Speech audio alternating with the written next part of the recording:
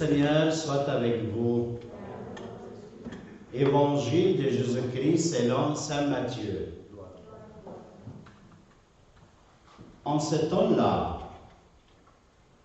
Jésus disait à ses disciples cette parabole. C'est comme un homme qui est parti en voyage.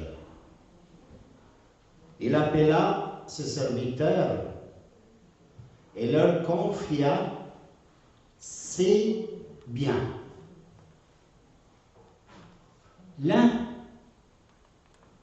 À l'un, il remit une somme de 5 talents, à un autre 2, au troisième un seul talent. À chacun, selon ses capacités. Puis il partit.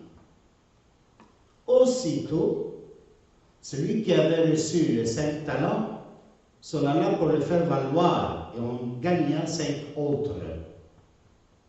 De même, celui qui avait reçu 2 talents en gagnant 2 autres, mais celui qui n'avait reçu qu'une alla creuser la terre et cacha l'argent de son maître.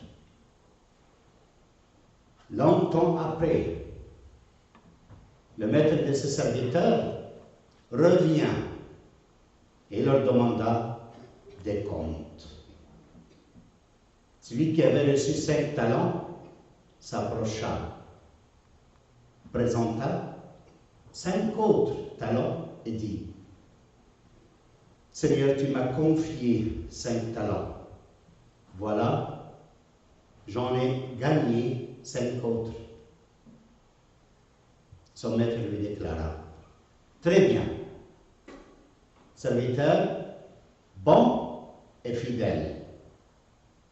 Tu as été fidèle pour peu de choses.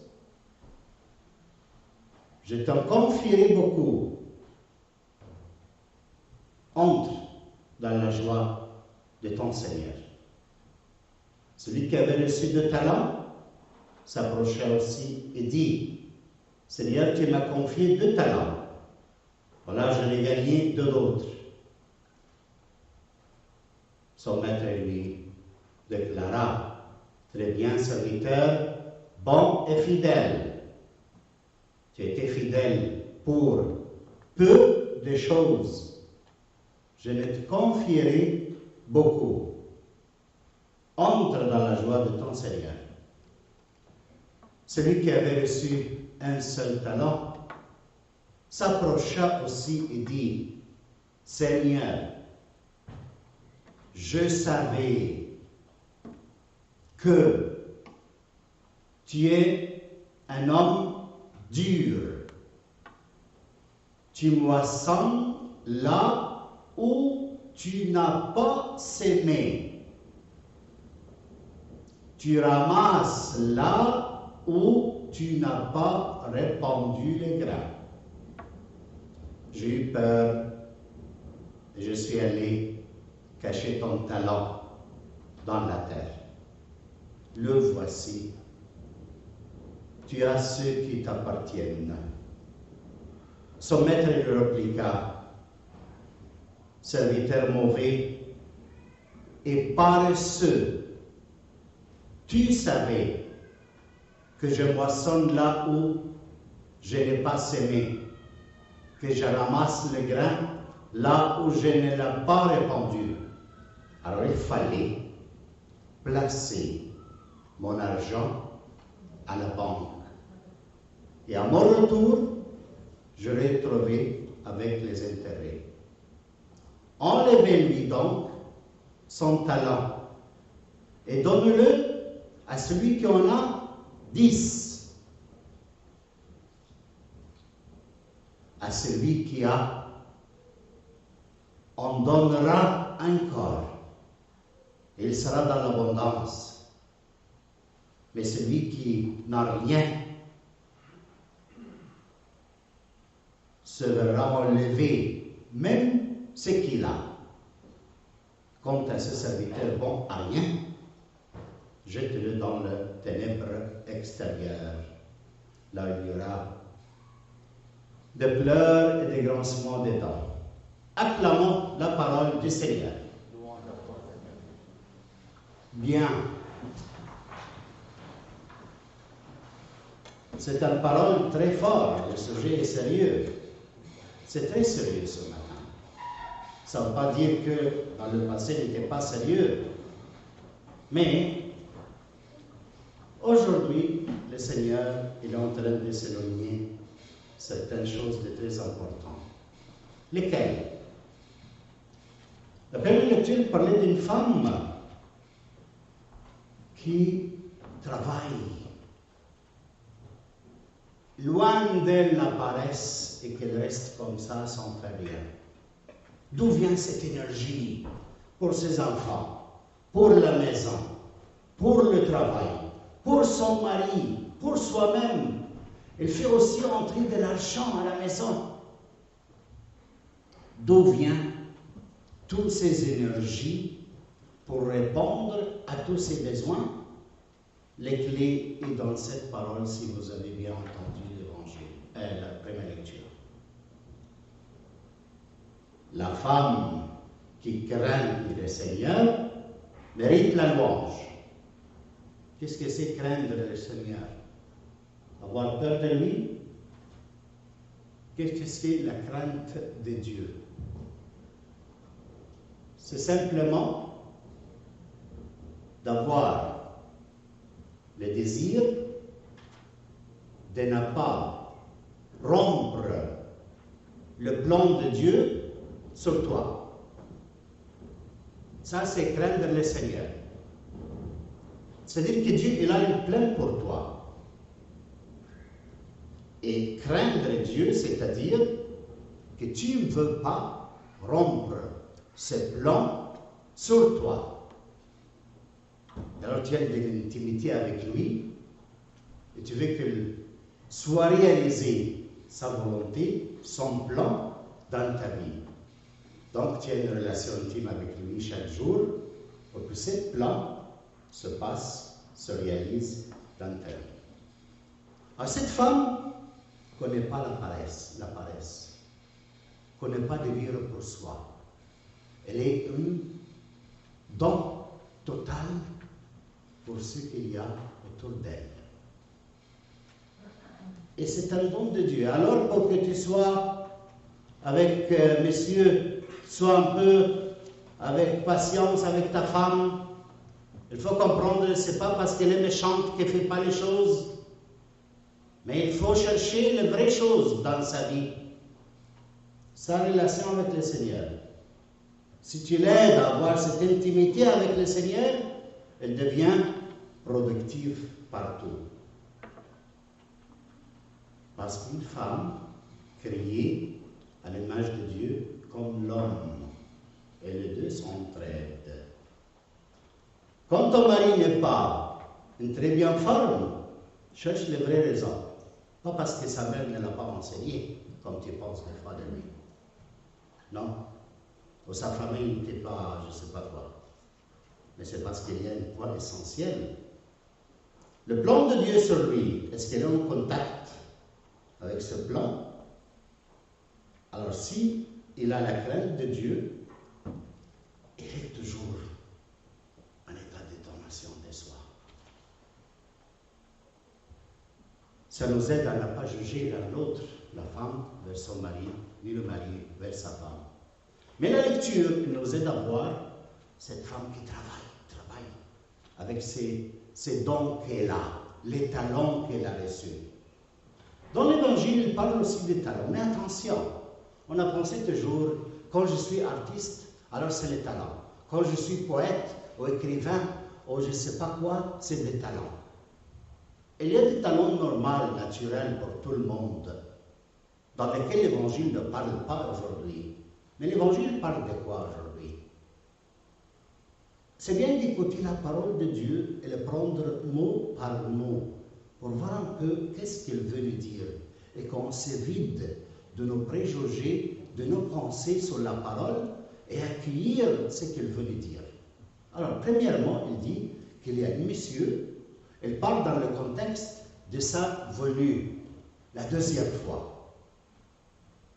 Il est venu la première fois à Bethléem, deuxième fois, il est en train de venir chaque fois qu'on annonce la parole de Dieu, il est présent comme aujourd'hui, comme maintenant. Et maintenant, il parle de sa venue la dernière, la troisième, quand il vient avec ses anges pour juger les vivants et les morts. Alors, depuis l'autre fois, quand il parlait de 10 vierges, il continue à donner aujourd'hui cette parabole. Tout de suite après, il parle de ses talents qu'il a donnés aux serviteurs. Alors, il partit en voyage, est retourné au ciel, et appelé ses serviteurs, il a donné, il dit Saint Matthieu, de ses biens. Confia. Il a confié la dernière chose, son esprit sur la croix. Il l'a envoyé du ciel. Quels sont les biens de Dieu qu'il nous a enseignés? Ce n'est pas d'être artiste ou je ne sais pas quoi, ou écrivain. C'est bien, c'est son esprit, la foi, l'évangile. Et alors, au premier, viens, je te donne 5. Toi, 2, toi, 1. Mais chacun selon ses capacités. Et comme la femme énergique qui travaille dans la maison et dehors, et là en donation de soi pour son mari et ses enfants, les deux messieurs, ils ont fait pareil. Ils ont travaillé. Mais qu'est-ce qu'ils ont reçu? Quels sont ces talents? L'Esprit de Dieu. Mais ici, il parle des talents, c'est-à-dire or, 5 talents. Un talent, c'est presque de 30 à 33 kilos d'or. Ça, c'est le talent.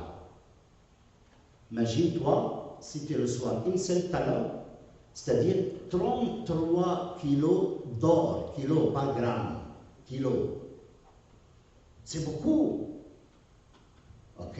Le deuxième, il a reçu, celui qui a reçu 2 talents, 66 kilos d'or. Le premier, 5 fois 33, c'est combien? 165. De faible en matière. Comptez bien, combien? 5 fois 33. C'est quoi? Personne.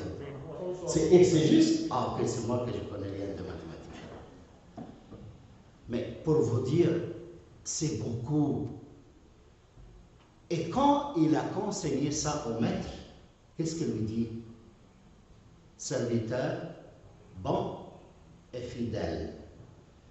Tu étais fidèle dans le peu. Oh, le peu, mais tu as reçu au moins 2 talents. Ça, c'est peu. 65 kilos d'or, c'est peu. Pour le maître, c'est peu. Mais quel est le trop alors? Quel est le beaucoup? Il dit, tu étais fidèle dans le peu, maintenant entre dans le beaucoup. C'est quoi le beaucoup? La joie de ton Seigneur. Waouh, mes frères. Si tu as reçu l'Esprit de Dieu dans ton baptême, si tu as reçu la foi de l'Église, et tu fais d'échanges, tu partages, tu travailles ces dons que tu as reçus, tu as accompli la mission dans laquelle le Seigneur t'a consigné par ton baptême, Et alors, où tu vas aller après ça? Quand le Seigneur fait le compte avec toi, dans sa joie. C'est très beau quand une mère dit à sa fille, tu es ma joie. Quand une mère dit cette parole, tu es ma joie, qu'est-ce que ça veut dire? Tu fais partie de mon cœur, des intentions intérieures, secrètes. Tu es partie de moi. Tu es ma joie. Si je me réjouis, je me réjouis de toi, de ta présence en moi. Et arrête, un jour, Marie lui dit à sa femme, tu es ma joie, espérons bien. Mais c'est ça que le Seigneur dit à celui qui a accompli sa mission. Entre dans la joie de ton Seigneur. C'est merveilleux si on accomplit avec l'énergie de Dieu la mission que le Seigneur nous a donnée. Mais le troisième, et son problème, c'est quoi? Il a de mauvaises idées sur son maître. C'est dur. Je savais. Beaucoup m'ont dit ce mot-là. Je savais. Mais ton savoir t'a conduit à vivre la mission que Dieu t'a donnée, à fortifier le talent, à travailler avec le talent qu'il t'a donné, ton savoir. Je savais. Ok. Tu savais quoi? Que tu es dur. Que tu moissonnes là où tu n'as pas semé. Tu ramasses là où tu n'as pas donné. Qu'est-ce que c'est ça? Pense mal de son maître. Est-ce que c'est monsieur loin d'ici? Non, non, il est là, présent au milieu de nous. Ça peut être des fois moi, des fois toi. Quand on pense mal de Dieu, si on regarde notre vie, on voit des événements qui ont été violés, qui son père a traité mal, qui son mari l'a trahi. Pourquoi Dieu? Pourquoi cette histoire? Je n'aime pas comme ça dans ma vie. Et on reste avec ces sentiments contre notre histoire, notre Dieu. Dieu a mal fait l'histoire. Il a donné cette maladie à mon père, à ma mère, à mon frère. Il m'a enlevé ma mère. Il m'a donné le cancer. Plusieurs il dit ça. C'est lui la cause de ça dans ma vie.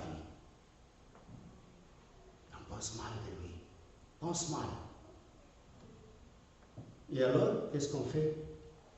Si le patron est mauvais, moi, je dois me débrouiller pour faire ma vie. Et lui, avec son talent, qui reste à côté. Mais il y a un moment dans lequel on doit rendre compte, par notre baptême, par la nature de vie qu'on a reçue dans le baptême. Il y aura un moment où on va rendre compte. Et alors, qu'est-ce qu'il a fait? C'est comme je savais que tu étais comme ça, j'ai caché le talent. Et qu'est-ce que répond le maître? Pourquoi tu n'as pas allé au banquier?